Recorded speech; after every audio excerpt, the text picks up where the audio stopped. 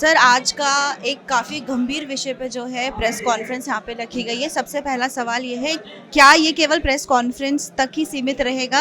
आपकी इसमें किस तरीके से जो है भूमिका हम देख सकते हैं? सबसे पहले राजीनामा माना है वो ठीक है, जो पीड़ित परिवार है उसको किस तरीके की मदद जो है अगर मैं बोलूँ कांग्रेस की अपनी तरफ से रहेगी? देखिए, मैंने अपने वक्तव्य में ये कहा कि नैतिकता के नाते खुद रिजाइन करना चाहिए और मुख्य मेरी मांग ये है कि बुलडोज़र कार्रवाई होनी चाहिए।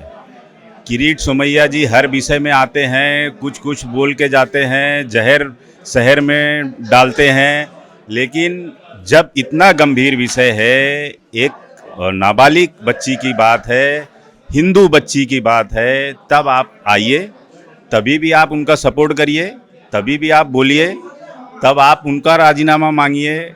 लेकिन इस वक्त चुप रहना ये दर्शाता है, क्या आप भारतीय जनता पार्टी के नेता या पदाधिकारी को ये छूट देते हो क्या कुछ भी करने की?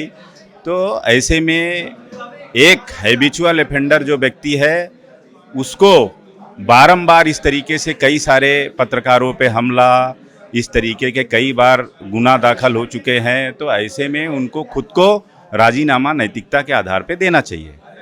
सर, पॉक्सो एक्ट भी उसमें लगा है।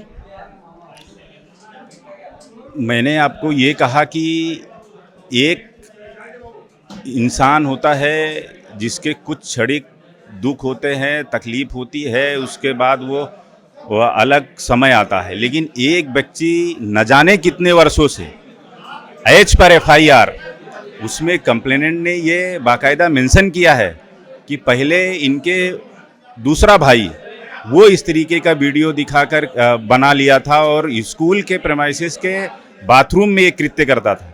उस वीडियो को ये लेकर वापस से उसके ऊपर उसी तरीके का कृत्य करने लगे। तो एक बच्ची के ऊपर इतने सालों से जो बीतती आई होगी, आप खाली अपने दिल पे हाथ रख के उस चीज़ को फील करेंगे तो आपके भी रोंगटे खड़े हो जाएंगे। और ऐसे में फिर भी एक व्यक्ति अपने पद से राजीनामा नहीं देता है, क्योंकि महिला बाल विकास कल्याण का सभापति हैं और महिला बाल विकास कल्याण का जो काम होता है वो महिलाओं के हित में, बच्चों के हित में, उनके जो कार्यकाल है उसमें ये सारी चीज़ें होनी चाहिए। आप कैसे अपेक्षित रहोगे? जिस परिवार में ऐसा चल रहा हो, आप कैसे अपेक्षित करोगे? सर, ऑडियो क्लिप का भी आपने जिक्र किया था, क्या कुछ ऑडियो क्लिप में था? एक ऑडियो क्लिप वायरल हो रहा है जिसमें महिला बाल विकास कल्याण की सभापति उनको समझाते हुए दिखाई दे रही हैं, सुनाई दे रही हैं, और फिर बाद में उनका भाई भी उससे बात कर रहा है किस तरीके से कि इलेक्शन है, ये है। अगर राजनीतिक फायदे के लिए एक बच्ची के ऊपर इतना बड़ा अत्याचार इतने सालों से हो रहा है और उस आवाज़ को आप दबाने की कोशिश कर रहे हो, तो आपसे कैसे उम्मीद की जाए कि आप महिला और बाल विकास के हित में कोई काम करोगे? सर, आपका अगर मैं बोलूँ, पर्सनली बोलूँ, कांग्रेस किस तरीके से जो पीड़ित परिवार है, जो लड़की है, जो उसके परिवार वाले हैं, क्योंकि कॉन्फ्रेंस में हमने सुना कि जान से मारने की भी जो है धमकी जो है उनको दी गई थी, तो किस तरीके से आप लोगों की भूमिका रहेगी?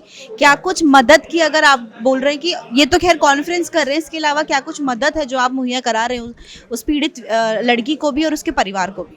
सबसे पहले एक बच्ची जो इतने सालों से अत्याचार होते हुए उसने अपनी आवाज़ उठाई, और आवाज़ उठाने के बाद उसके ऊपर कोई राजनीतिक दबाव, किसी भी प्रकार की लालच का दबाव ऐसा ना हो, उसके लिए हम पुलिस से उनको सुरक्षा मुहैया कराने की बात करेंगे। और परिवार की अगर जो भी कुछ उनका जहाँ भी मदद के लिए हमको बुलाएंगे, हम उनके साथ खड़े हैं।